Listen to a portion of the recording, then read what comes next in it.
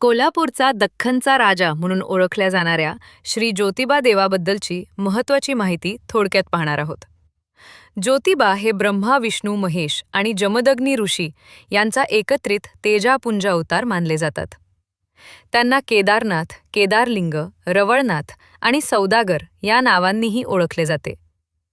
कोल्हापूर शहरापासून साधारण 17 ते 18 किमी अंतरावर उत्तर पश्चिम दिशेला वाडी रत्नागिरी ज्योतिबाचा डोंगर येथे हे भव्य मंदिर आहे.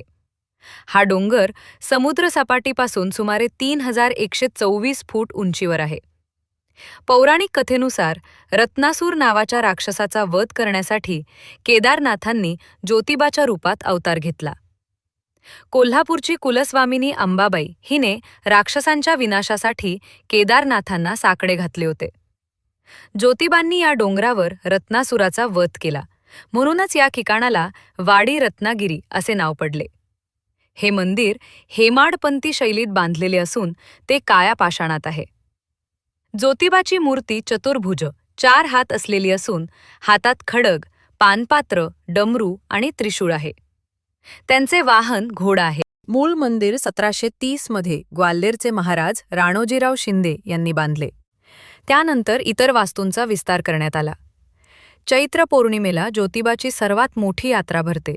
या दिवशी लाखो भाविक ज्योतिबाच्या नावानं चांगभलं असा जयघोष करत गुलाल उधळतात. यात्रेच्या वेळी एवढ्या मोठ्या प्रमाणात गुलाल उधळला जातो की संपूर्ण डोंगर गुलाबी रंगात न्हाऊन निघतो. तो यात्रेचे मुख्य आकर्षण म्हणजे उंच सासन काठ्या. विविध गावातील लोक मानाच्या काठ्या घेऊन पालखी सोहळ्यात सहभागी होतात. ज्योतिबाचा वार रविवार असल्याने दर रविवारी भाविकांची मोठी गर्दी असते. विशेषतः माघ महिन्यात अनवाणी पायाने डोंगरावर जाण्याची खेटे घालण्याची परंपरा आहे. ज्योतिबाच्या नावाने चांगभले.